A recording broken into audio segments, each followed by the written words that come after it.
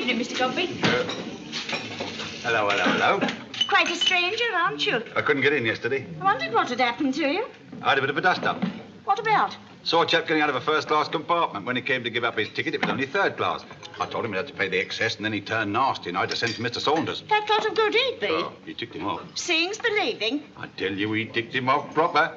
You pay the balance at once, he says, or I'll hand you over to the police. You ought to seen the look on the chap's face at the mention of the word police. Changed his tune, then he did, fed up like lightning. That's just what I mean. He didn't have the courage to handle it himself. He had to call in the police. Oh, he's not a bad lot, Mr. Saunders. After all, he can't expect much spirit from a man with only one lung and a wife with diabetes. I thought something must be wrong when you didn't come. Well, I'd have popped in to explain, but I had a date and had to run for it the moment I went off. Oh, indeed. Chap I know is getting married. Very interesting, I'm sure. What's up with you, anyway? I'm sure I don't know to what you're referring. You're a bit unfriendly all of a sudden. Beryl, hurry up. Put some more coal in the stove while you're at it. Yes, Mrs. Badger. I'm afraid I really can't stand here wasting my time in idle gossip, Mr. Godby. Well, aren't you going to offer me another cup? You can have another cup and welcome when you finish that one. Beryl will give it to you. I've got my accounts to do. I say, I'd rather you gave it to me. Time and tide wait for no man, Mr. Godby. Laura, what a lovely surprise. Oh, darling. My dear, I've been shopping till I'm dropping. My feet are nearly off, my throat's parched. I thought of having tea at Spindle's, but I was terrified of losing the train. Oh, dear. Oh, this is Dr. Harvey. How do you do? Would you be a perfect day and get me my cup of tea? I really don't think I could drag my poor old bones over to the counter. No, please. My dear, what a nice-looking man. Who on earth is he? Really, you're quite a dark horse. I shall telephone Fred in the morning and make mischief. This is a bit of luck. I haven't seen you for ages. I've been meaning to pop in, but Tony's had measles, you know, and then I had all that awful fuss over Phyllis. But, of course, you don't know. My dear, she left me. Oh, how dreadful. Mind you, I never really cared for her much, but still Tony did. Tony adored her. And I'll tell you all about that later in the train. Thank you so very much. There's certainly enough milk in it, but still it'll be refreshing. Oh, dear, no sugar. It's in the spoon. Oh, of course, what a fool I am. Laura, you're looking frightfully well. I do wish I'd known you were coming in today. We could have come together and lunched and had a good gossip. I loathe shopping by myself anyway. There's your train. Yes, I know. Oh, aren't you coming with us? No, I go in the opposite direction. My practice is in Shirley. Oh, I see. I'm a general practitioner at the moment. Dr. Harvey's going out to Africa next week. Oh, how thrilling. It's a 5:40 for Shirley, Lee Green, and Langdon. I'm Scar. Yes, you must. Goodbye. Goodbye.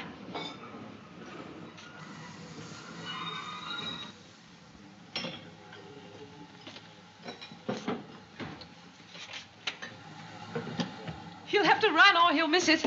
He's got to get right over to the other platform. Talking of missing trains reminds me of that awful bridge at Broadham Junction. You've got to go traipsing all up one side, along the top and down the other. Well, the other day, I'd been over to see Bob's solicitors about renewing the lease of the house.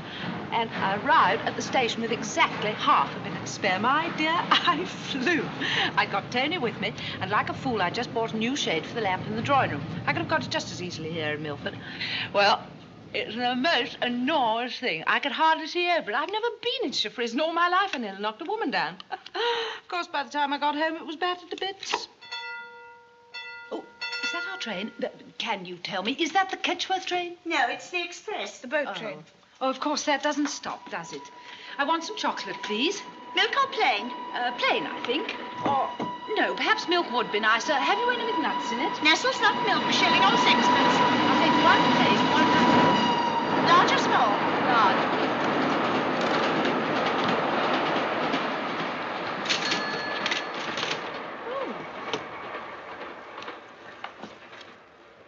Where is she? I never noticed her go. Oh, I couldn't think where you disappeared to. I just wanted to see the express go through. What on earth's the matter? Are you feeling ill? I feel a little sick. Oh, my dear, come and sit down. There's our train. It's all right. Have you any brandy? I'm afraid it's out of hours. Oh, surely, if somebody's feeling ill. I'm all right, really. Just a sip of brandy, buck you up. Please. Very well. Thank you. How much? 10pence, please. The train for Ketchworth is now arriving at platform 3. You'll have to hurry.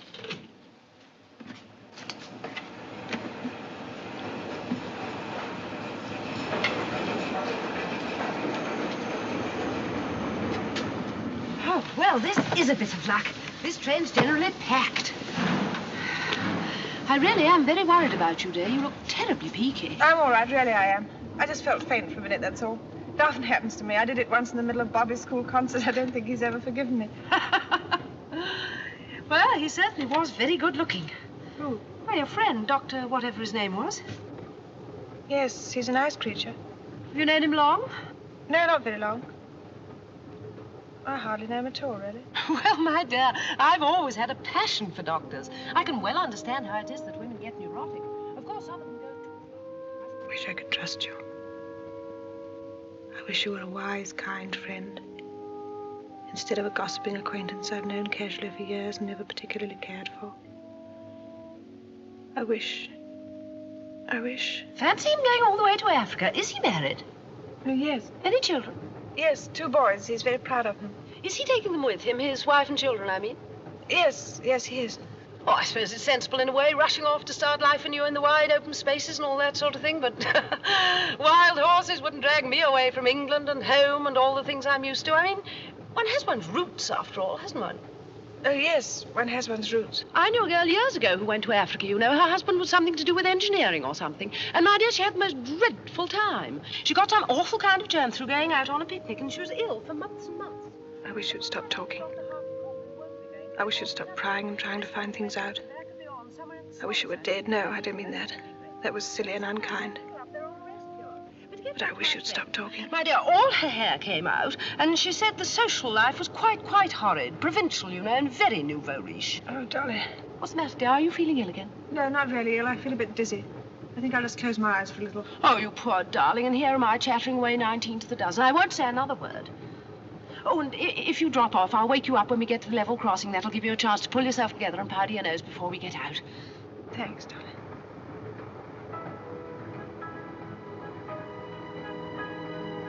This can't last. This misery can't last. I must remember that and try to control myself. Nothing lasts, really. Neither happiness nor despair. Not even life lasts very long. There'll come a time in the future when I shan't mind about this anymore. When I can look back and say quite peacefully and cheerfully how silly I was.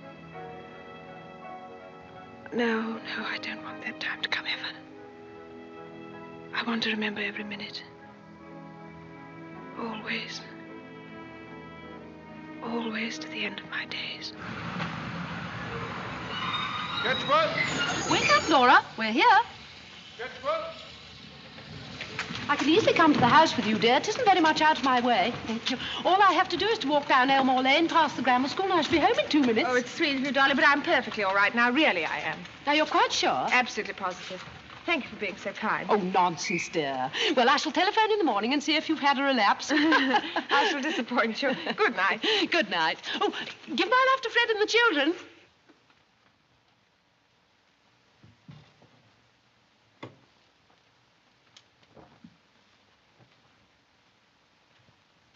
Is that you, Laura? Yes, dear? Thank goodness you've come back. The place has been in an uproar.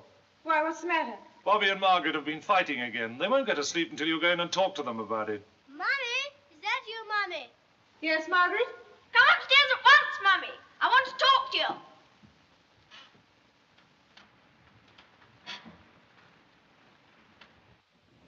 You're both very naughty. You should have been asleep hours ago. Now, what is it, you two? Well, Mummy, tomorrow's my birthday, and I want to go to the circus. And tomorrow's not Margaret's birthday, and she wants to go to the pantomime. My birthday's in June, and there aren't any pantomimes in June. It's far too late to discuss it tonight. And if you don't go to sleep at once, I shall tell Daddy not to let you go to either. Oh, Mum. Well, why not take them to both? One in the afternoon, one in the evening. You know that's impossible. We shouldn't get them to bed till all hours, and they'd be tired and fractious. Well, then one on one day and the other on the other. You're always accusing me of spoiling the children. Their characters would be ruined in a fortnight if I left them to your over-tender mercies. All right, have it your own way. Circus or pantomime? Neither. We'll thrash them both soundly, lock them up in the attic, and go to the pictures by ourselves.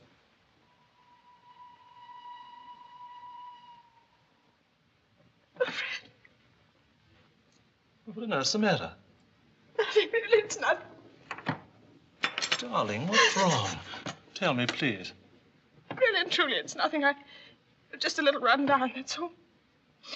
I had a sort of fainting spell at the refreshment room at Milford. Wasn't it idiotic? Darling Messiter was with me, and she talked and talked and talked till I wanted to strangle her.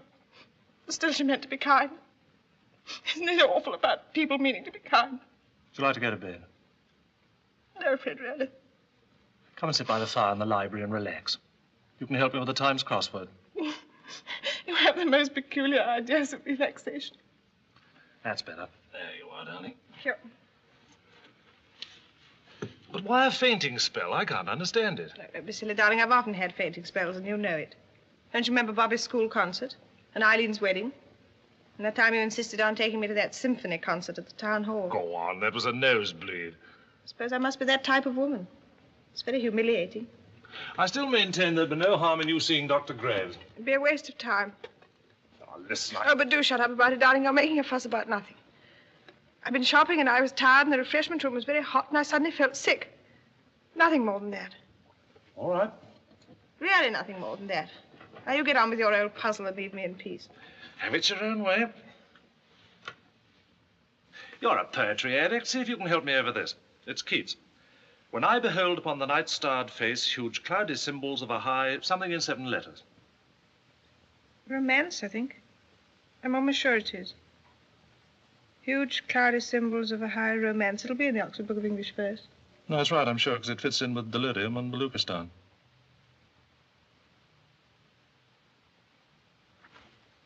Would some music throw you off your stride? No, dear, I like it.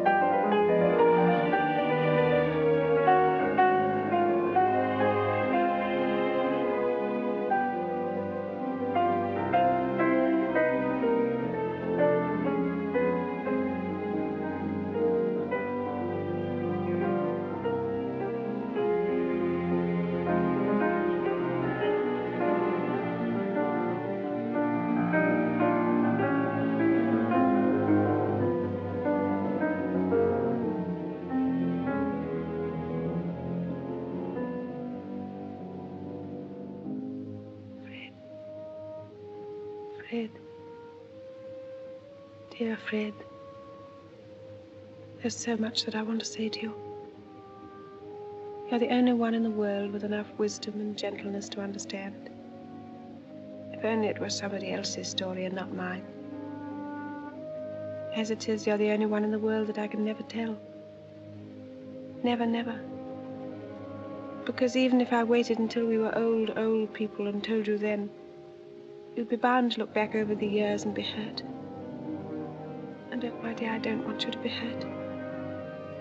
You see, we're a happily married couple and must never forget that. This is my home. You're my husband, and my children are upstairs in bed. I'm a happily married woman. Or rather, I was until a few weeks ago. This is my whole world, and it's enough. Or rather, it was until a few weeks ago. But oh, Fred, I've been so foolish. I've fallen in love. I'm an ordinary woman. I didn't think such violent things could happen to ordinary people. It all started on an ordinary day, in the most ordinary place in the world, the refreshment room at Milford Junction. I was having a cup of tea and reading a book that I'd got that morning from Boots.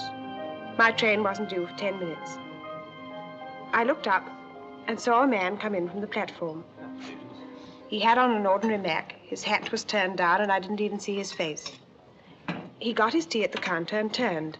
Then I did see his face. It was rather a nice face. Any sugar? In the spoon. Yeah. He passed my table on the way to his. You're neglecting your duty. The woman at the counter was going on as usual. You know, I told you about her the other day. The one with the refined voice. Minnie hasn't touched her milk. Did you put it down for her? Yes, but she never came for it. Fond of animals? In their place. My landlady's got a positive mania for animals. She's got 2 cats, 1 Manx, 1 ordinary, 3 rabbits, and Hutch in the kitchen. They belong to our little boy by rights. And one of those daft-looking dogs with hair over its eyes. I don't know to what breed you refer. I don't think it knows itself. Go and clean off number 3, Beryl. I can see the crumbs on it from here. What about my other cup? I'd have to move in. The 5:40 be in a minute. Who's on the gate? Young William.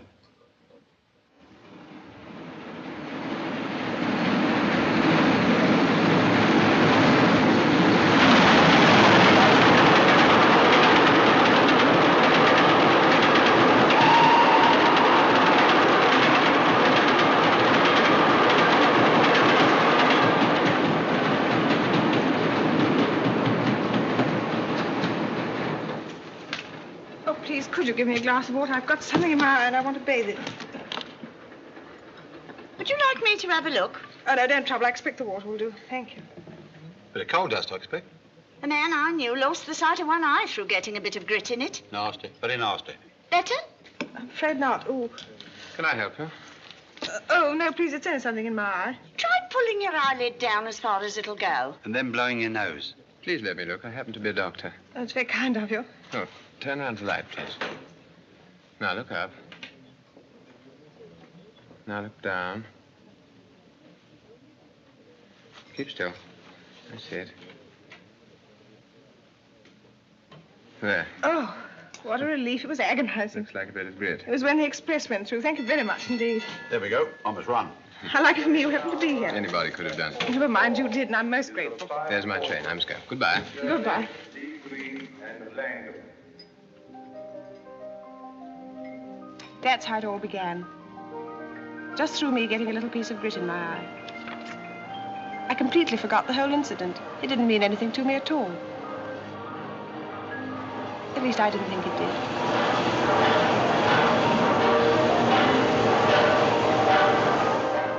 The next Thursday, I went into Milford again as usual.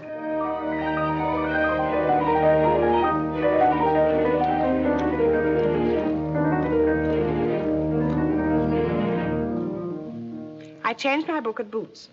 Miss Lewis had at last managed to get the new Kate O'Brien for me. I believe she'd kept it hidden under the counter for 2 days. On the way out, I bought 2 new toothbrushes for the children. I like the smell of a chemist better than any other shop. It's such a mixture of nice things, herbs and scent and soap. That awful Mrs. Leftwich was at the other end of the counter wearing one of the silliest hats I've ever seen. Fortunately, she didn't look up, so I got out without her buttonholing me. Just as I stepped out onto the pavement... Good morning. Oh, good morning. How's the eye? Perfectly all right. How kind it was of you to take so much trouble. There's nothing at all. It's clearing up, I think. Yes, it's going to be nice. Well, I must be getting along to the hospital. And I was getting along to the grocer's. What exciting lives we lead, don't we? Goodbye. That evening, I had to run nearly all the way to the station. I'd been to the Palladium as usual, but it was a terribly long film, and I was afraid I'd be late. As I came up onto the platform, the Shirley train was just puffing out. I looked up idly as the windows of the carriages went by, wondering if he was there. I remember this crossing my mind, but it was quite unimportant. I was really thinking of other things. The present for your birthday was worrying me rather. It was terribly expensive, but I knew you wanted it. And I'd sort of half taken the plunge and left a deposit on it at Spink and Robson's until the next Thursday. The next Thursday. Well, I squared my conscience by thinking how pleased you'd be and bought it. Yes, I'll have it. Thank you, madam. It was wildly extravagant, I know, but having committed the crime, I suddenly felt reckless and gay. The sun was out, and everybody in the street looked more cheerful than usual. And there was a barrel organ at the corner by Harris's, and you know how I love barrel organs. It was playing Let the Great Big World Keep Turning, and I gave the man 6pence and went to the Cardoma for lunch. It was very full, but 2 people had got up from the table just as I'd come in. That was a bit of luck, wasn't it? Oh, was it? Just after I'd given my order, I saw him come in. He looked a little tired, I thought, and there was nowhere for him to sit. So I smiled and said, "Good morning." Oh, good morning. Are you all alone? Yes, I am. Would you mind if I shared your table? It's very full. There doesn't seem to be anywhere No, else. of course not. I'm afraid we haven't been introduced properly. My name's Alec Harvey. How do you do? Mine's Laura Jessen. Mrs. or Miss? Mrs. You're a doctor, aren't you? I remember you said so that day in the refreshment room. Yes. Not a very interesting one, just an ordinary GP. My practice is in Shirley. Yes, sir? What did you plump for? Excuse me, sir. The soup and fried sole. Yes, I'll have the same. Anything to drink? No, thank you. That is, would you like anything to drink? No, thank you. Just plain water, please. Plain water. Yes. Yes.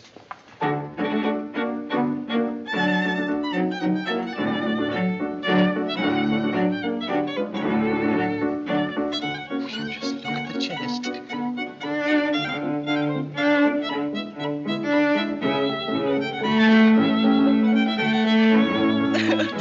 It really is dreadful, isn't it? But we oughtn't to laugh. They might see.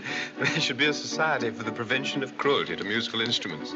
You don't play the piano, I hope. I was forced to as a child. You haven't kept it up. No. My husband isn't musical at all. Good for him. Well, for all you know, I might have a tremendous burning professional talent. Oh, dear, no. Why are you so sure? You're too sane and uncomplicated. I suppose it's a good thing to be uncomplicated, but it does sound a little dull. You could never be dull. Do you come here every Thursday? Yes, to spend a day at the hospital. Stephen Lynn, the chief physician here, graduated with me. I take over from him once a week. Gives him a chance to go up to London. Gives me a chance to study the hospital patients. I see. Do you? Do I what? Come here every Thursday. Oh, yes, I do the week shopping. Thank you. Change my library book, have lunch, and generally go to the pictures. Not a very exciting routine, but it makes a change. Are you going to the pictures this afternoon? Yes. How extraordinary. So am I. I thought you had to spend all day at the hospital. Well, between ourselves, I killed 2 patients by accident this morning. The matron is very displeased with me. I simply daren't go back. Can you be so silly? But seriously, I really did get through most of my work this morning. Won't matter at all if I play truant. Would you mind very much if I came to the pictures with you? Well, I could sit downstairs. You could sit upstairs. Upstairs is too expensive. The orchestra stopped as abruptly as it had started, and we began to laugh again. I had no premonitions, so I suppose I should have had. It all seemed so natural and so innocent. We finished lunch, and that idiot of a waitress had put the bill all on one. I really must insist. I couldn't possibly. Having forced my company on you, it's only fair that I should pay through the nose for it. Oh, please don't insist. I should so much rather we halved it. I would really, please. I shall give in gracefully. We halved it meticulously. We even halved the tip.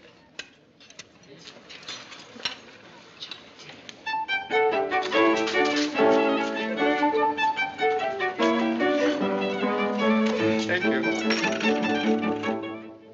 We have 2 choices. The Loves of Cardinal Richelieu at the Palace, or Love in a Mist at the Palladium. You're very knowledgeable. And there must be no argument about buying the tickets. We each pay for ourselves. You must think me a very poor doctor if I can't afford a couple of 1 and 9 I insist. I had hoped you were going to treat me. Which is it to be, Palace or Palladium? Palladium. I was once very sick on a channel steamer called Cardinal Richelieu.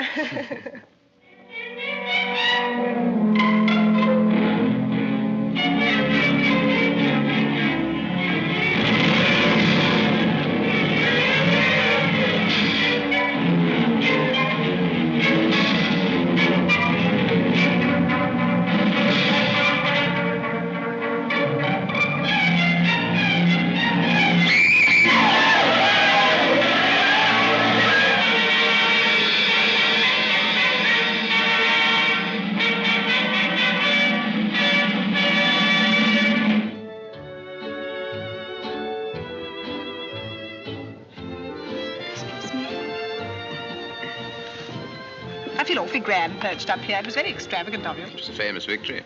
Do you feel guilty at all? I do. Guilty. You ought to more than me, really. You neglected your work this afternoon. I worked this morning. A little relaxation never did harm to anyone. Why should either of us feel guilty? I don't know. How awfully nice you are.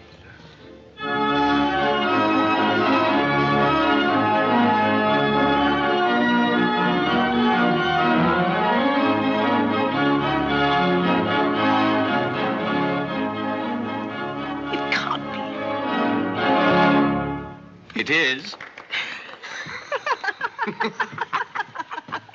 We walked back to the station together. Just as we reached the gates, he put his hand under my arm. I didn't notice it then, but I remember it now. What's she like, your wife? Madeline? Small, dark, Rather delicate. How funny. I should have thought you would have been fair. And your husband, what's he like? Medium height, brown hair, kindly, unemotional, and not delicate at all. You said that proudly. Did I? Even. Maybe. We've just got time for a cup of tea before our trains go. And for the third time in 1 week, he brought that common man and his wife to the house without so much as a by your leave. 2 teas, please. Cake or pastry? Cake or pastry? No, thank you. Are those bath buns fresh? Certainly they are, made this morning. 2, please. That'll be 7pence. Take the tea to the table, Beryl. I'll carry the buns.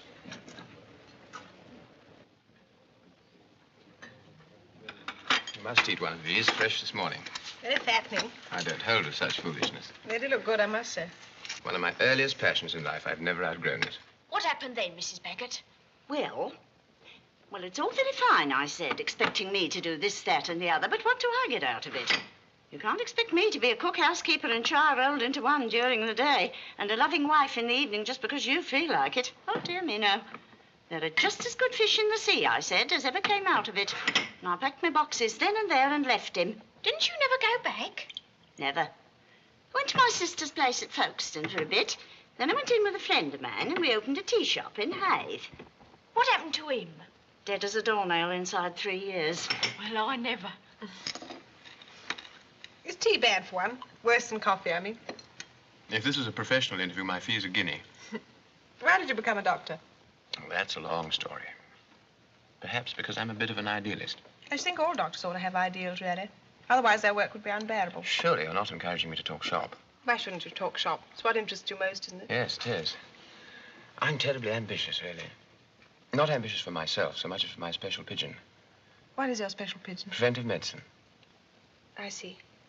I'm afraid you don't. I was trying to be intelligent. Most good doctors, especially when they're young, have private dreams. That's the best part of them. Sometimes, though, those get over-professionalized and strangulated. Am I boring you? No. I don't quite understand, but you're not boring me. What I mean is this. All good doctors must, primarily, be enthusiasts. They must, like writers and painters and priests, they must have a sense of vocation. A deep-rooted, unsentimental desire to do good. Yes, I see that. Well, obviously, one way of preventing disease is worth 50 ways of curing it. That's where my ideal comes in. Preventive medicine isn't anything to do with medicine at all, really. It's concerned with conditions. Living conditions and hygiene and common sense. For instance, my specialty is pneumoconiosis. Oh, dear. Don't be alarmed. It's simpler than it sounds. It's nothing but a slow process of fibrosis of the lung due to the inhalation of particles of dust. In the hospital here, there are splendid opportunities for observing cures and making notes because of the coal mines. You suddenly look much younger. Do I? Almost like a little boy. What made you say that? I don't know. Yes, I do. Tell me. No, I couldn't really. You were saying about the coal mines. Oh, yes. The inhalation of coal dust. That's one specific form of the diseases. It's called anthracosis. What are the others? Chalicosis. That comes from metal dust. Steelworks, you know. Yes, of course, steelworks. And silicosis. That's stone dust. Gold mines. I see. There's your train. Yes. You mustn't miss it. No. What's the matter? Nothing. Nothing at all, really. It's been so very nice. I've enjoyed my afternoon enormously. I'm so glad. So have I. I apologize for boring you with long medical words. I feel dull and stupid not to be able to understand more. Shall I see you again? It's the other platform, isn't it? You'll have to run. Don't bother about me. It might not do for a few minutes. Shall I see you again? Yes, of course. Perhaps you'll come out to Ketchworth one Sunday. It's rather far, I know, but we should be delighted. Please. Please. What is it? Next Thursday, the same time. No, I couldn't possibly. Please. I ask you most humbly. You'll miss your train. All right. Run. Goodbye. I'll be there. Thank you, my dear.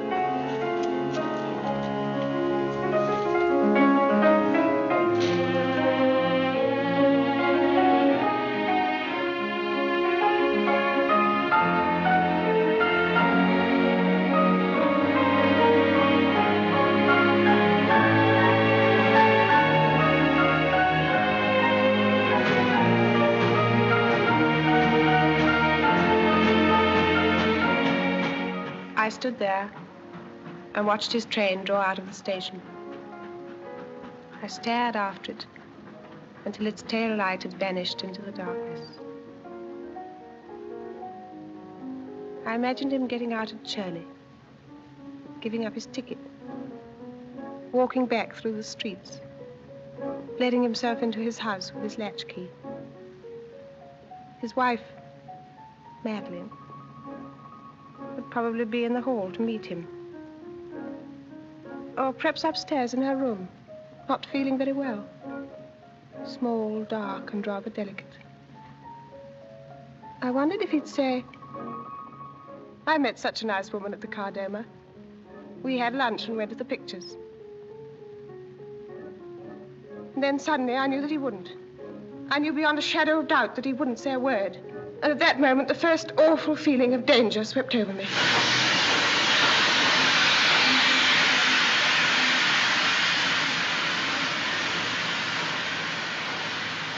I got into the first compartment I saw. I wanted to get home as quickly as possible. I looked hurriedly round the carriage to see if anyone was looking at me, as if they could read my secret thoughts. No one was, except a clergyman in the opposite corner. I felt myself blushing and opened my library book and pretended to read. By the time I'd got to Ketchworth, I'd made up my mind definitely that I wasn't going to see Alec anymore. Good evening, Mrs. It Jesson. was silly and undignified flirting like that with a complete stranger. Oh, good evening. I walked up to the house quite briskly and cheerfully. I'd been behaving like an idiot, admittedly, but after all, no harm had been done. You met me in the hall. Your face was strained and worried, and my heart sank. Fred, what's the matter? It's all right, old girl, but you must keep calm and not be upset. Oh, what is it? What's wrong? It's Bobby. He was knocked down by a car on the way home from school. Oh. Now, it's not serious. He was just grazed by the mudguard, but it knocked him against the curb, and he's got slight concussion. The doctor's upstairs with him now.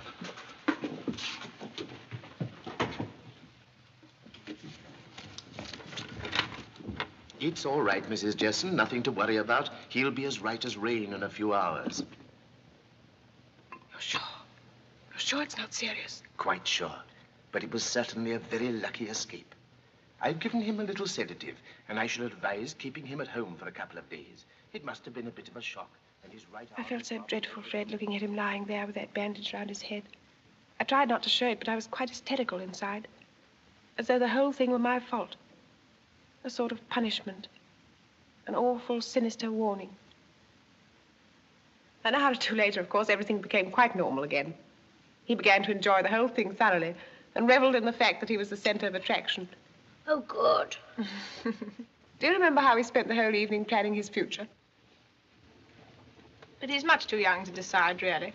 Good life. The boy has a feeling for it. Well, how can we possibly really know if he has a feeling for it? He'll probably want to be an engine driver next week. No, it was last week he wanted to be an engine driver. Seems so final, somehow, entering a child of that age for the Navy. It's a healthy life. Well, I know it's a good life, and I know it's a healthy life. And I know he'll be able to see the world and have a wife in every port and keep on calling everybody sir, but what about us? What do you mean, what about us? We shall hardly ever see him. Oh, nonsense. It isn't nonsense. He'll be sent away to sea as a smooth-faced boy, and the next thing we know, he'll come walking in with a long beard and a parrot. I think you take rather a Victorian view of the Navy, my dear. He's our only son, and I should like to be there while he's growing up. All right, old girl. Then we'll put him into an office, and you can see him off on the 8:50 every morning. You really are very annoying. You know perfectly well I should hate that. All right, have it your own way. Fred, Hmm? I had lunch with a strange man today, and he took me to the movies. Good for you. He's awfully nice. He's a doctor. A very noble profession. Oh, dear. It was Richard III who said my kingdom for a horse, wasn't it? Yes, darling. Yes, well, I wish to goodness he hadn't, because it spoils everything. I thought perhaps we might ask him to dinner one night. By all means. Who? Dr. Harvey, the one I was telling you about. Must it be dinner? Well, you're never at home for lunch. Exactly. Oh, Fred. Now, what on earth's the matter? It's nothing. It's only... Oh, Fred. Well, I really don't see what's so frightfully funny. Oh, I do. It's all right, darling. I'm not laughing at you. I'm laughing at me. I'm the one that's funny. I'm an absolute idiot. Worrying myself about things that don't exist and making mountains out of molehills. I told you when you came in that it was nothing serious. There was nothing to get into such a state No, about. I do see that now. I really do.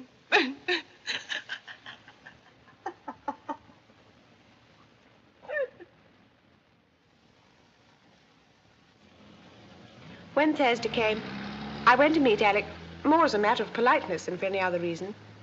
It didn't seem of any importance, but after all, I had promised. I managed to get the same table. I waited a bit, but he didn't come. The ladies' orchestra was playing away as usual. I looked at the cellist. She'd seemed to be so funny last week. Today, she didn't seem funny anymore. She looked pathetic, poor thing. After lunch, I happened to pass by the hospital. I remember looking up at the windows and wondering if he were there, or whether something awful had happened to prevent him turning up.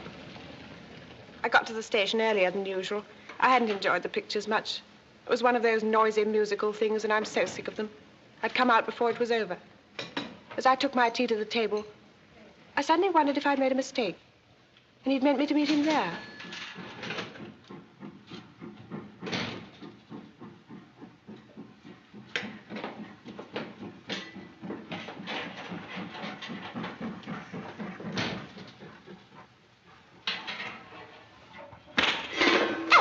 How dare you? I couldn't resist it. I'll trouble you to keep your hands to yourself. Oh, you're blushing.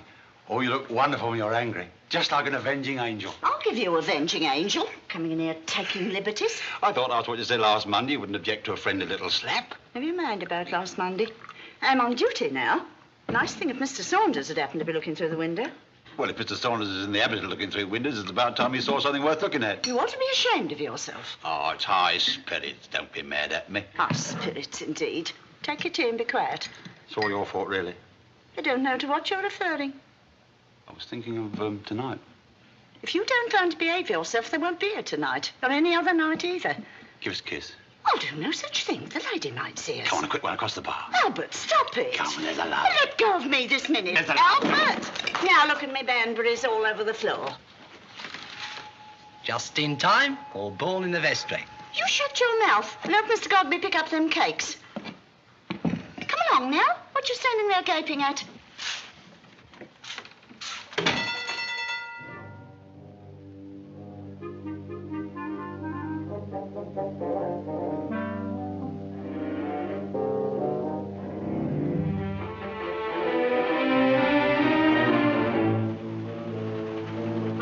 As I left the refreshment room, I saw a train coming in. His train. He wasn't on the platform, and I suddenly felt panic-stricken at the thought of not seeing him again.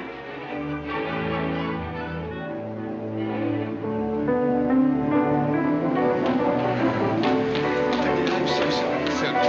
I know we're letting you know. I'm afraid you'll miss it. The house surgeon had to operate, so I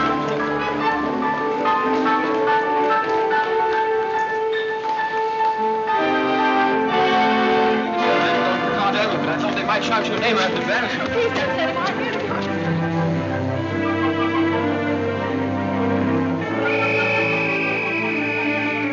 Quickly, the whistle's gone. I'm so glad I had a chance to explain. I didn't think I'd see you again. I'm sad of you. Quickly. Next Thursday. Yes, next Thursday. Goodbye. Goodbye. Thursday. Bye. The train for Ketchworth is about to leave from platform 3.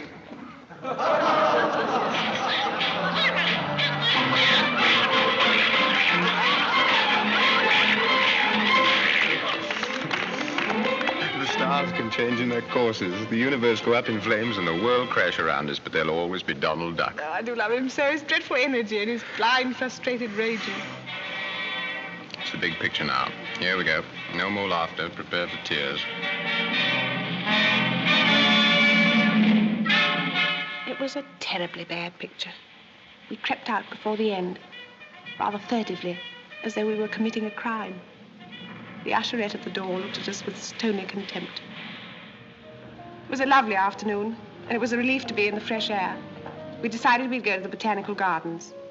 Do you know, I believe we should all behave quite differently if we lived in a warm, sunny climate all the time. We shouldn't be so withdrawn and shy and difficult. Oh, Fred, it really was a lovely afternoon.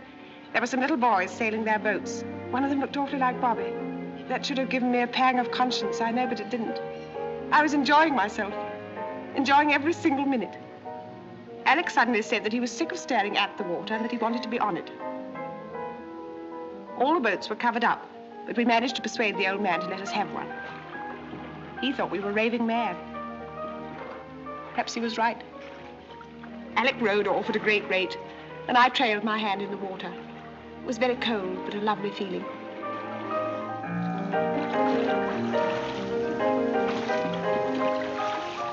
You don't row very well, do you? I'm going to be perfectly honest with you. I don't row at all. And unless you want to go round and round in ever-narrowing circles, you'd better start steering. Oh, we had such fun, Fred. I felt gay and happy and sort of released. That's what's so shameful about it all. That's what would hurt you so much if you knew. That I could feel as intensely as that, away from you, with a stranger. Oh, look out! We can't get through. Pull on your left.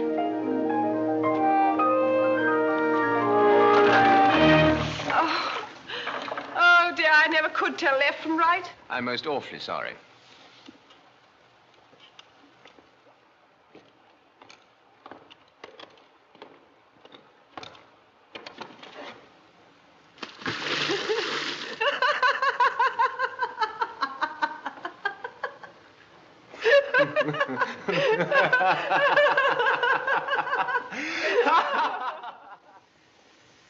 You know, the British have always been nice to mad people. That boatman thinks we're quite docile. Look how sweet he's been. Tea, milk, even sugar.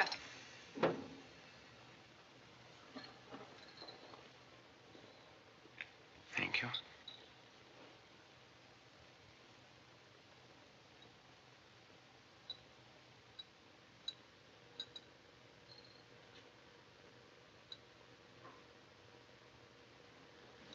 You know what's happened, don't you? Yes. Yes, I do. I've fallen in love with you. Yes, I know.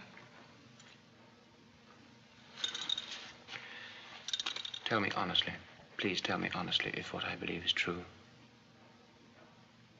What do you believe? That it's the same with you. That you've fallen in love too. Sounds so silly. Why? I know you so little. It is true, though, isn't it? Yes, it's true. Laura. No, please. We must be sensible. Please help me to be sensible. We mustn't behave like this. We must forget that we've said what we've said. Not yet. Not quite yet. But we must, don't you see? Listen. It's too late now to be as sensible as all that. It's too late to forget what we said. And anyway, whether we'd said it or not couldn't have mattered. We know. We've both of us known for a long time. How can you say that? I've only known you for 4 weeks. We only talked for the first time last Thursday week. Last Thursday week. Has it been a long time for you since then? Answer me truly. Yes. How often did you decide that you were never going to see me again? Several times a day. So did I. I love you. I love your wide eyes. The way you smile. And your shyness. And the way you laugh at my jokes. Please don't. I love you. I love you. You love me too. It's no use pretending it hasn't happened, because it has. Yes, it has. I don't want to pretend anything either to you or to anyone else. But from now on, I shall have to. That's what's wrong, don't you see? That's what spoils everything. That's why we must stop here and now talking like this. We're neither of us free to love each other. There's too much in the way. There's still time.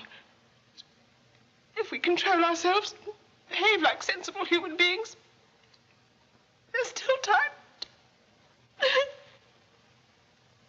There's no time at all. There's your train. Yes. I'll come over to the platform with you.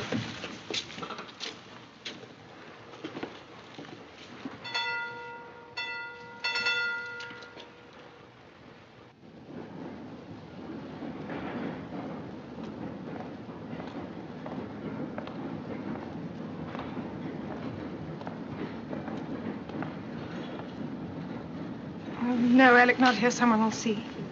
I love you so.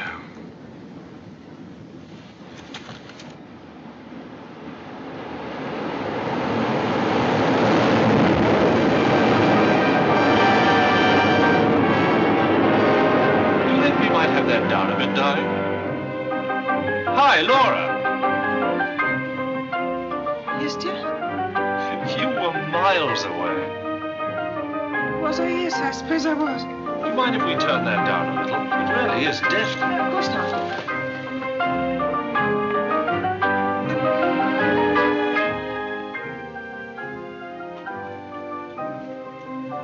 Shan't be long over this, darling, then we'll go up to bed. You look a bit tired, you know. Don't hurry, I'm perfectly happy.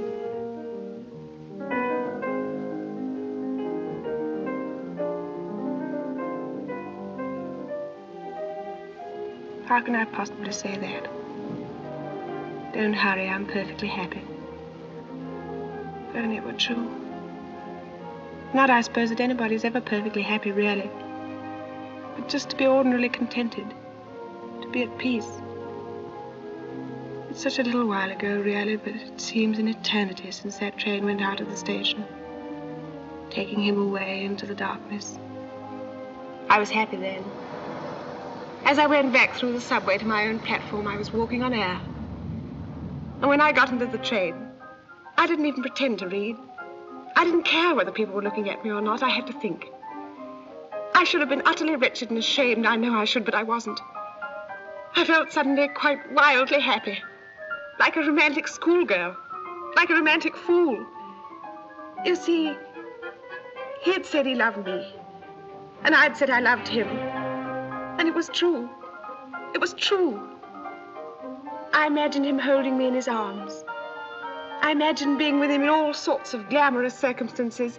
It was one of those absurd fantasies, just like one has when one is a girl, being wooed and married by the ideal of one's dreams.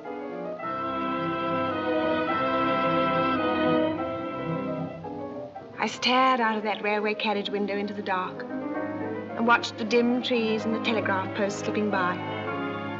And through them I saw Alec and me. Alec and me. Perhaps a little younger than we are now, but just as much in love and with nothing in the way.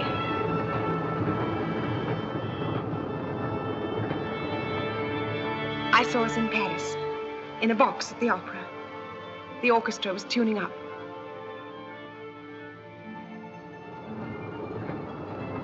Then we were in Venice, drifting along the Grand Canal in a gondola with the sound of mandolins coming to us over the water. I saw us traveling far away together, all the places I've always longed to go. I saw us leaning on the rail of a ship, looking at the sea and the stars. Standing on a tropical beach in the moonlight with the palm trees sighing above us. Then the palm trees changed into those pollarded willows by the canal just before the level crossing. And all the silly dreams disappeared. And I got out at Ketchworth and gave up my ticket and walked home as usual, quite soberly and without wings, without any wings at all. When I changed for dinner and was doing my face a bit, do you remember? I don't suppose you do, but I do. You see, you didn't know that that was the first time in our life together that I'd ever lied to you. It started then. The shame of the whole thing. The guiltiness. The fear. Good evening, Mrs. Jesson. Hello, dear. Had a good day? Yes, lovely. What'd you do? Well, I shopped and had lunch and went to the pictures. All by yourself? Yes. No, not exactly. What do you mean, not exactly? Well, I went to the pictures by myself, but I had lunch with Mary Norton. She couldn't come to the pictures with me because she had to go and see her in-laws. They lived just outside Milford, you know. So I walked with her to the bus and then came home on my own. Haven't seen Mary Norton for ages. How's she looking? Oh, very well, really. A little fatter, I thought. Hurry up with all this beautifying. I want my dinner. You go on down. I won't be 5 minutes.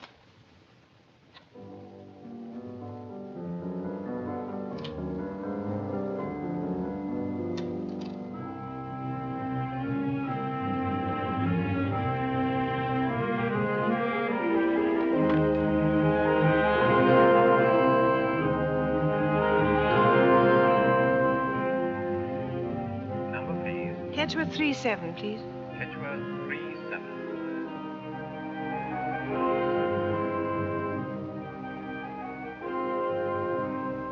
Hello? Hello, is Mrs. Norton there, please? Yes. Will you hold on? Yes, I'll hold on. Hello? Hello. Is that you, Mary? Oh, Laura. Fancy hearing from you. I thought you were dead. No, I haven't seen you for ages. Listen, my dear. Will you be a saint and back me up in the most appalling domestic lie? Bad as all that. My life depends on it. Well, today I went into Milford as usual to do my shopping. With the special intention of buying a far too expensive present for Fred's birthday. Well, Spink and Robson's hadn't got what I wanted, which was one of those clocks with barometers and everything in one. But they rang up their branch at Broadham who said there was one there. So I hopped on the 1:30 train and went to get it. Go on. Well, this is where the black lie comes in. Fred asked me if I'd had a good day, and I said yes, and that you and I had lunched together, and that you'd gone to see your in-laws, and I'd gone to the pictures. So if you run into him, don't let me down, will you? But, darling, of course not. I'll do as much for you, I promise. Well, let's really lunch one day. Yes, that'd be lovely. What about next Thursday? No, I can't on Thursday. That's my Milford day. What about Friday? Fine. Better make it here. All right, perfect. You know what my cook's like. It'll have to be early. Yes. All right. Goodbye. Goodbye.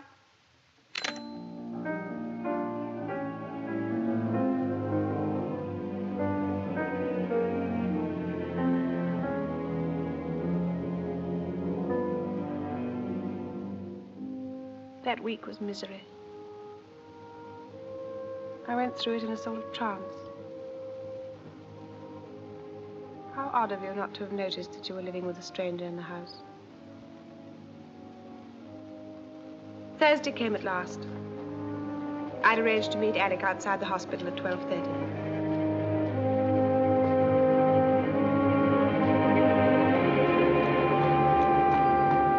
Hello. Hello. I thought you wouldn't come. I've been thinking all the week that you wouldn't come. I didn't mean to, really, but here I am.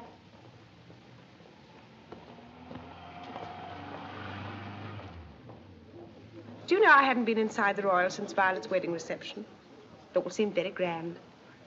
He actually ordered a bottle of champagne, and when I protested, he said that we were only middle-aged once. We were very gay during lunch and talked about quite ordinary things. Oh, Freddie really was charming. I know you'd have liked him if only things had been different. As we were going out, he said that he had a surprise for me, and that if I would wait in the lounge for 5 minutes, he'd show me what it was. He went out and down the steps at a run, more like an excited schoolboy than a respectable doctor. Suddenly, out of the dining room came Mary Norton and that rich, over-made-up cousin of hers. They must have been in the dining room all the time and seen Alec and me and the champagne and everything. Laura! So it was you after all. Hermione said it was. How are but you? You know how short-sighted I am. I peered and still couldn't be sure. I never saw you at all. How awful of me. I expect it was the champagne. I'm not used to champagne for lunch. Or for dinner either, for that matter, but Alec insisted. Alec who, dear? Alec Harvey, of course. Surely you remember the Harveys. I've known them for years. No, I don't think Well, he'll I've be back in a minute. You'll probably recognize him when you peer very closely. He looks very charming and very attentive. Oh, he's a dear. One of the nicest people in the world and a wonderful doctor. Oh, Alec, you remember Mrs. Norton, don't you? I'm afraid I don't. It's no use, Laura. We've never seen each other before in our lives. I'm quite sure we haven't. How absurd. I made certain he and Madeline were there when you dined with us just before Christmas last year. Alec, this is Mrs. Rowlands. How do you do? How do you do? Horrid weather, isn't it? Yes. Of course, one can't really expect spring at this time of the year, can one? Well, we must be going. I'm taking Hermione with me to see the in-laws as moral support. Goodbye, Dr. Goodbye. Harvey. Goodbye, my dear. I do so envy you your champagne. Goodbye. Goodbye.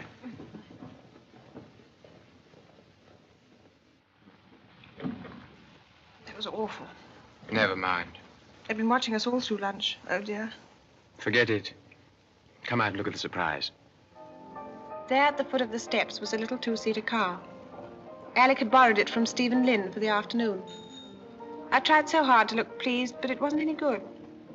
I kept thinking of those two, laughing and talking about us, and I couldn't get them out of my mind. When we were out in the real country, I think it was a few miles beyond Brayfield, we stopped the car just outside a village and got out. There was a little bridge and a stream, and the sun was making an effort to come out, but really not succeeding very well. We leaned on the parapet of the bridge and looked down into the water.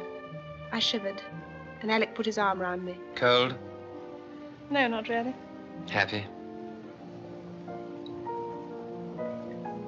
No, not really. I know exactly what you're going to say. That it isn't worth it. That the furtiveness and lying outweigh the happiness we might have together. Isn't that it? Something like that. I want to ask you something, just to reassure myself. What is it? It is true for you, isn't it? This overwhelming feeling we have for each other. It's as true for you as it is for me, isn't it? Yes, it's true.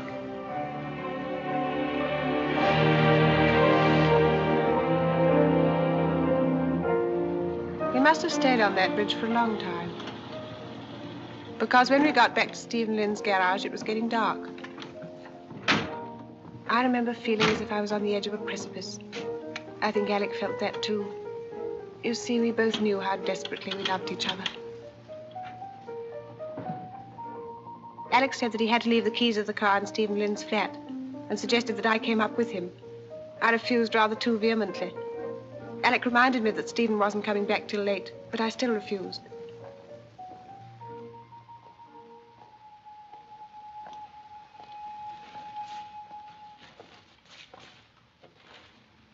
I'm going back. I'm going to miss my train. Back where? To Stephen's flat. Oh, Alec.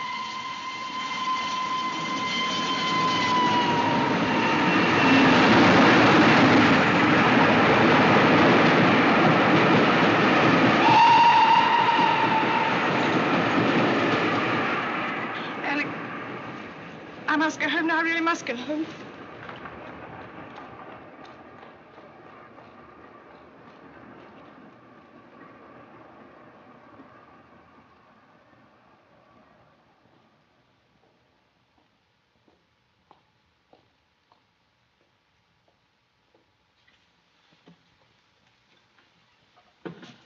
Cup of tea, please.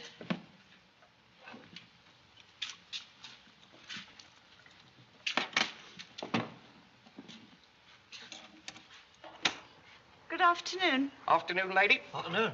Couple of whiskies, please. Very sorry, it's out of hours. Well, just sneak 'em to us under the cover of them poor old sandwiches. Them sandwiches were fresh this morning, and I shall do no such thing. Come on, be a sport.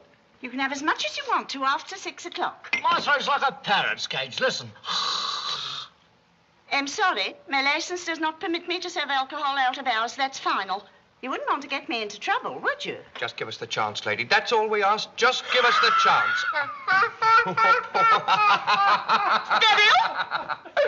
Ask Mr. Godby to come here for a moment, will you? Yes, Mrs. Beckett. How do's he when he's at home? You'll soon see. Coming in here cheeking me. Come on, bit, Mother. Be a pal. I'll give you mother, you saucy upstart. Oh, you calling an upstart? You. And I'll trouble you to get out of here double quick. Disturbing the customers and making a nuisance of yourselves. Here, where's the fire? Where's the fire? What's going on in here? Mr. Godby, these gentlemen are annoying me. What? We haven't done nothing, have we, Johnny? All we did was ask a couple of drinks, that's all. They insulted me, Mr. Godby. We never did anything of the kind. Just having a little joke, that's all. Hop it, both of you. We got a right to stay here as long as we like. You heard what I said. Hop it. Now, look here, what is this, a free country or a blooming Sunday school? I checked your warrants at the gate. The train's due in 1 minute, number 2 platform. Hop it. Now, look here. Ah, come on, Johnny, come on. Don't argue with the poor basket. Hop it.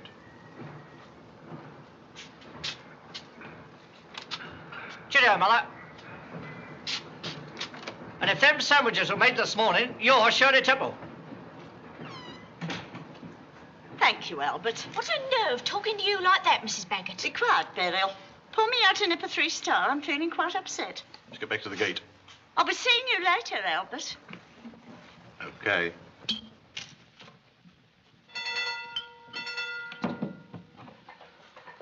The train now arriving at platform 3 is the 5:43 from Ketchworth. I really must go home. I'm going back to the flat. I must go home.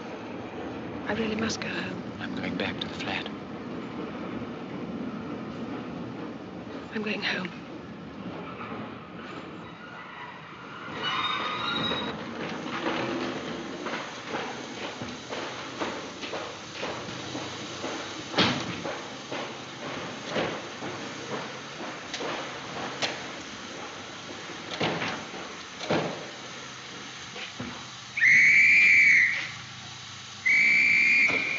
Excuse me, I've forgotten something.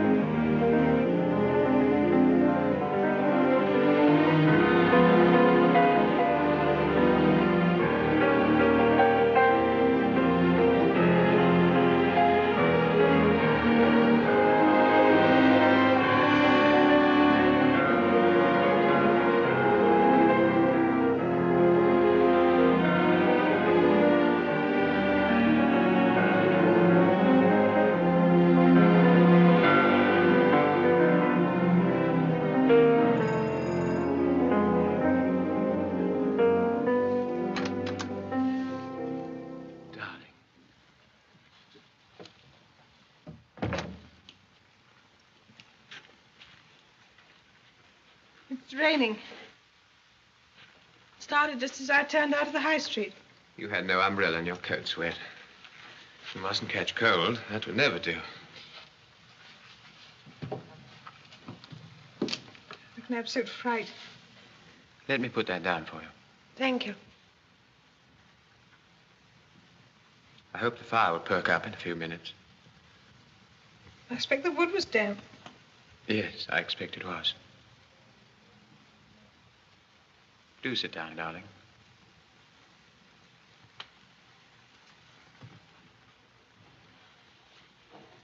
I got right into the train, then got out again. Wasn't it idiotic? We're both very, very foolish.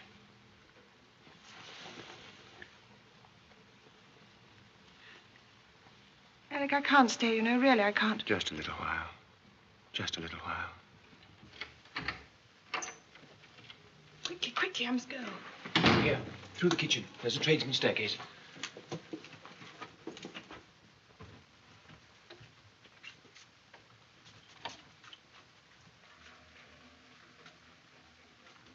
Is that you, Alec? Yes. You're back early. Yes, I felt a cold coming on, so I denied myself the always questionable pleasure of dining with that arch-arguer, Roger Hinchley. Decided to come back to bed.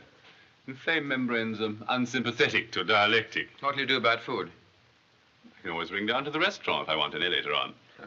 We live in a modern age, and this is a service flat. Yes, yes, of course. It caters for all tastes.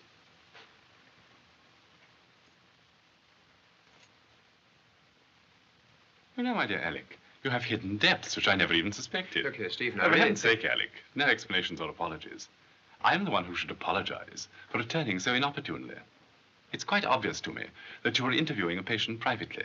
Women are frequently rather neurotic creatures, and the hospital atmosphere is upsetting to them. By the rather undignified scuffling which I heard when I came into the hall, I gathered that she beat a hasty retreat down the back stairs. I'm surprised at this farcical streak in your nature, Alec. Such carryings on are quite unnecessary. After all, we've been friends for years, and I am the most broad-minded of men. I'm really very sorry, Stephen. I'm sure that the whole situation must seem inexpressibly vulgar to you. Actually, it isn't in the least. However, you're perfectly right. Explanations are unnecessary, particularly between old friends. I must go now. Very well. I'll collect my hat and coat. Goodbye.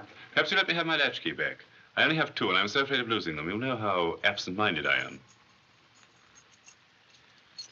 You're very angry, aren't you? No, Alec, not angry. Just disappointed.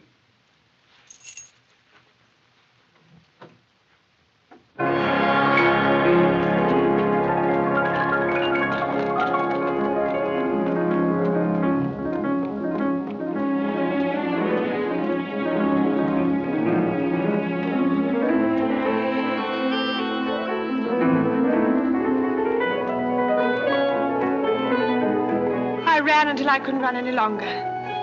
I leaned against a lamppost to try and get my breath. I was in one of those side roads that lead out of the high street. I know it was stupid to run, but I couldn't help myself. I felt so utterly humiliated and defeated and so dreadfully, dreadfully ashamed. After a moment or two, I pulled myself together and walked on in the direction of the station. It was still raining, but not very much. I suddenly realized that I couldn't go home. Not until I got myself more under control and had a little time to think. Then I thought of you waiting at home and the dinner being spoilt. So I went into the high street and found a tobacconist and telephoned to you. Do you remember?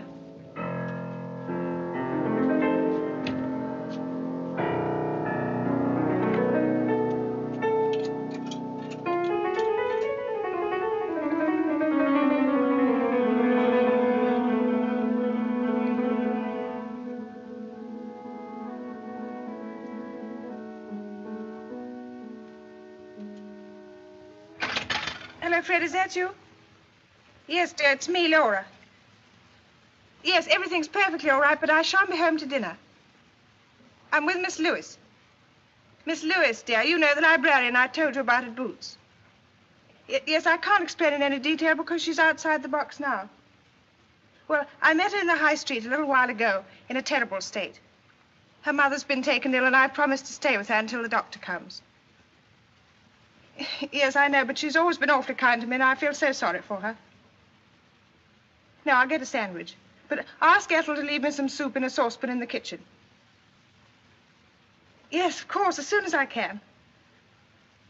All right, goodbye. It's awfully easy to lie when you know that you're trusted implicitly. So very easy, and so very degrading.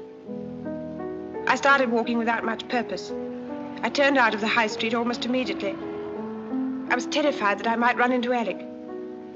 I was pretty certain that he'd come after me to the station. I walked for a long while. Finally, I found myself at the War Memorial. You know, it's right at the other side of the town.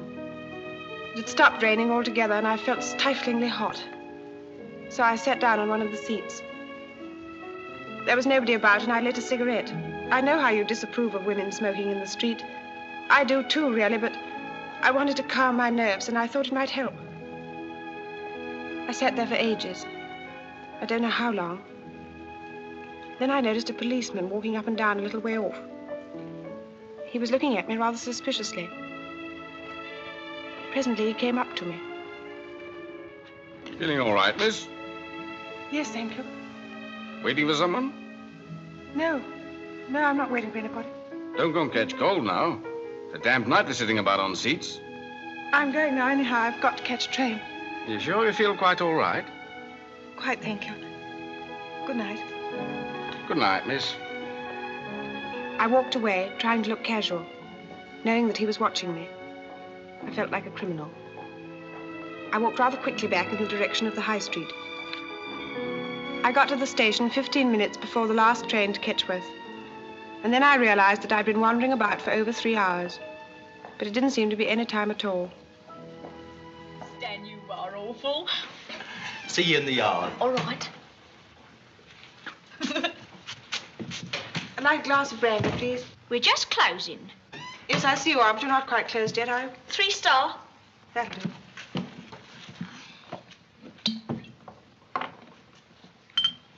Oh, and have you got a piece of paper in an envelope? I'm afraid you'll have to get that at the bookstall. Well, the bookstore's closed. Please, it's very important. I should be so much obliged. All right, just a minute.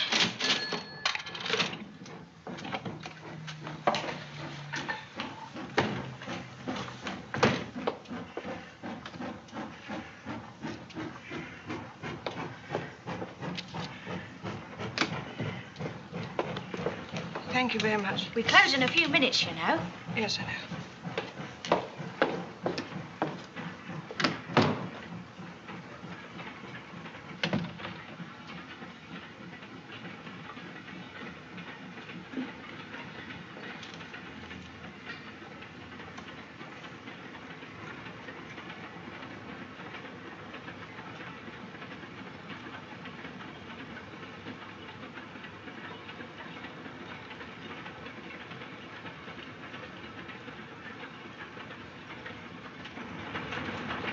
Darling, I've been looking for you everywhere. Please go away. Please I've watched don't every send me. train. Please go away. I can't leave you like this. You must. It'll be better. Really, it will. You're being dreadfully cruel. It was just an accident that he came back early. He doesn't know who you are. He never even saw you. I suppose he laughed, didn't he?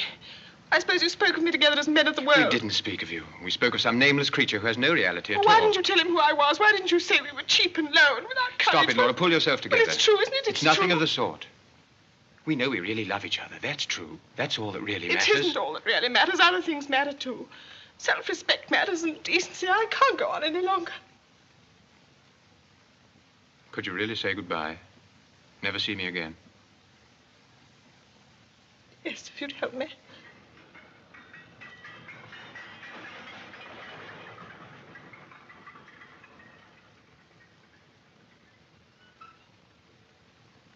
I love you, Laura. I shall love you always until the end of my life. I can't look at you now because I know something. I know that this is the beginning of the end. Not the end of my loving you, but the end of our being together. But not quite yet, darling. Please, not quite yet. Very well, not quite yet. I know what you feel about this evening. I mean, about the sordidness of it. I know about the strain of our different lives. Our lives apart from each other. The feeling of guilt, of doing wrong, is too strong, isn't it?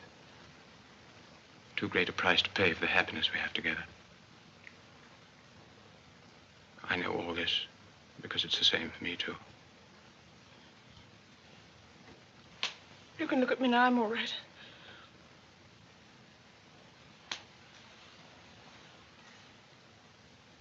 Let's be very careful. Let's prepare ourselves. A sudden break now, however brave and admirable, would be too cruel. We can't do such violence to our hearts and minds. Very well. I'm going away. I see. But not quite yet. Please, not quite yet. That's the 10:10. It's after closing time. Oh, is it? I shall have to lock up. All right.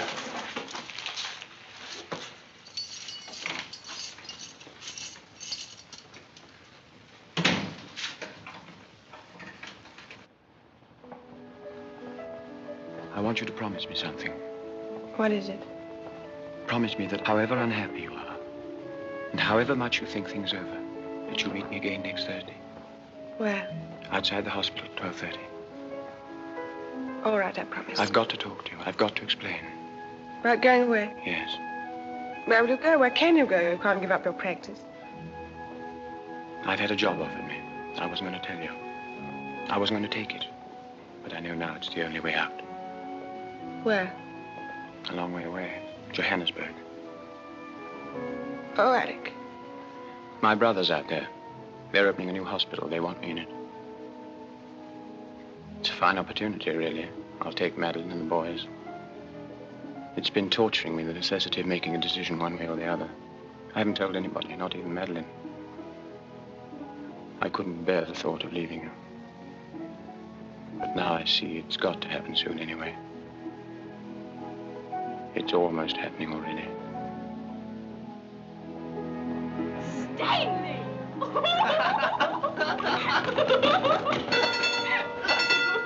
When will you go? Almost immediately. In about 2 weeks' time. Quite near, isn't it? Do you want me to stay? Do you want me to turn down the offer? Oh, don't be foolish, Alec. I'll do whatever you say. That's unkind of you, my darling. The train for Ketchworth is now arriving at platform 3.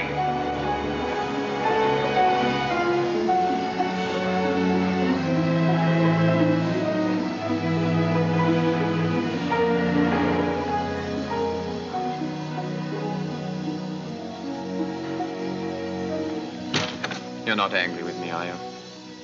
No, I'm not angry. I don't think I'm anything, really. I just feel tired. Forgive me Forgive you for what? for everything. For meeting you in the first place. For taking the piece of grit out of your eye. For loving you. For bringing you so much misery. I'll forgive you if you'll forgive me.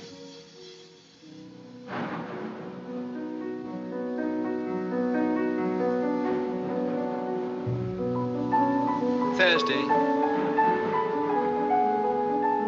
All that was a week ago. It's hardly credible that it should be so short a time. Today was our last day together. Our very last together in all our lives. I met him outside the hospital as I had promised at 12:30. At 12:30 this morning. That was only this morning. We drove into the country again, but this time he hired a car. I lit cigarettes for him every now and then as we went along. We didn't talk much. I felt numbed and hardly alive at all. We had lunch in a village pub. Afterwards, we went to the same bridge over the stream. The bridge that we'd been to before. Those last few hours went by so quickly.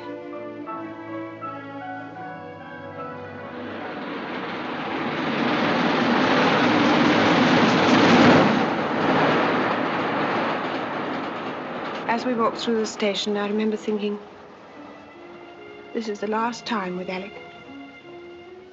I shall see all this again, but without Alec. I tried not to think of it. Not to let it spoil our last moments together.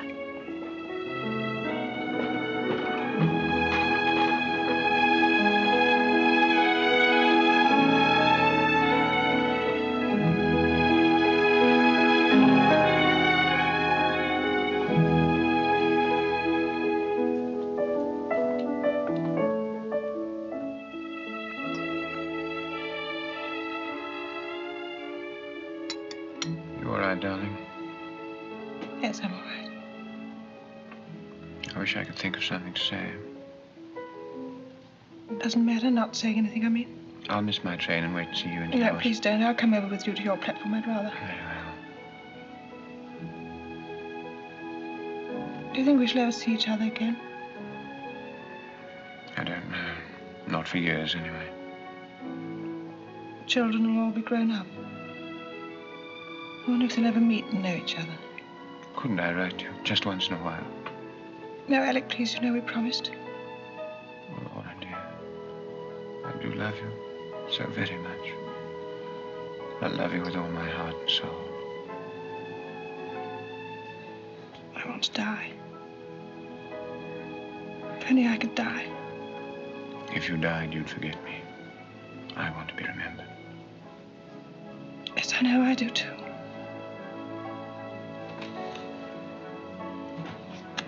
We've still got a few minutes. Laura, what a lovely surprise. My dear, I've been shopping till I'm dropping. My feet are nearly falling off. My throat's parched. I thought of having tea at Spindle's, but I was terrified of losing the train. Oh, dear. Oh, this is Dr. Harvey. How do you do? Oh, how do you do? Would you be a perfect day and get me a cup of tea? I really don't think I could drag my poor old bones over to the counter. No, please. It was cruel of fate to be against us right up to the very last minute. Dolly Messiter. Poor, well-meaning, irritating Dolly Messiter. Crashing into those last few precious minutes we had together. She chattered and fussed, but I didn't hear what she said. I felt dazed and bewildered. No sugar. It's in the spoon. Alec behaved so beautifully, with such perfect politeness. No one could have guessed what he was really feeling. And then... There's your train. Yes, I know.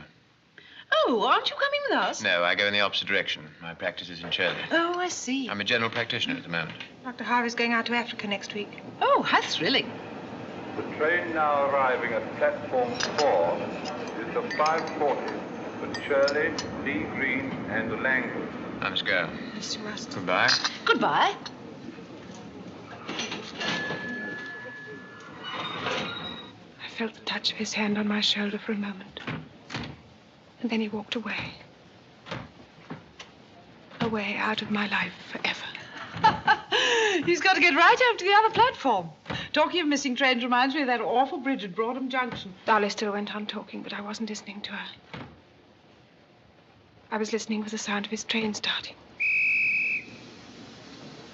Then it did. I said to myself, he didn't go. The last minute his courage failed him. He couldn't have gone. Any minute now he'll come back into the refreshment room pretending he's forgotten something. I prayed for him to do that.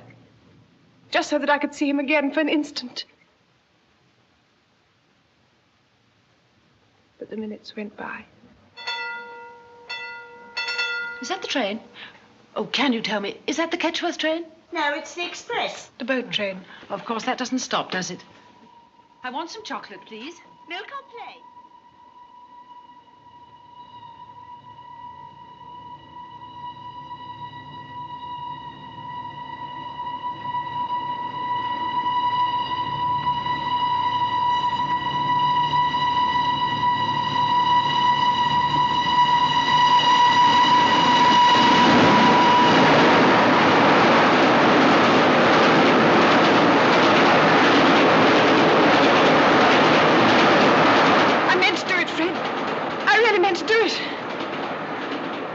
Trembling right on the edge.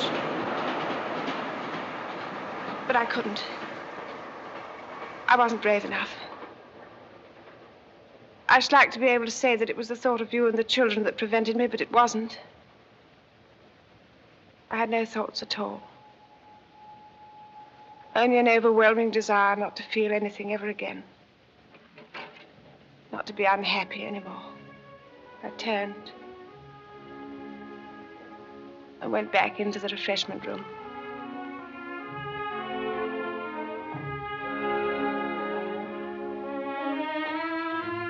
That's when I nearly fainted.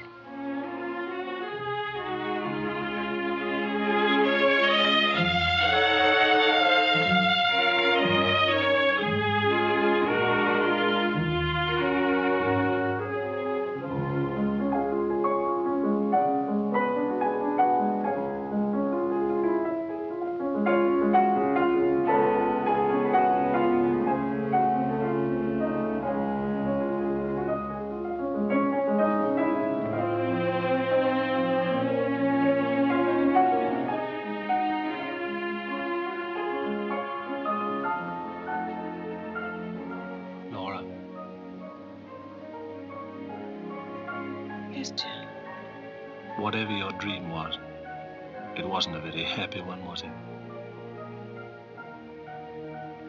No. Is there anything I can do to help? Yes, Fred, you always help. You've been a long way away. Thank you for coming back to me.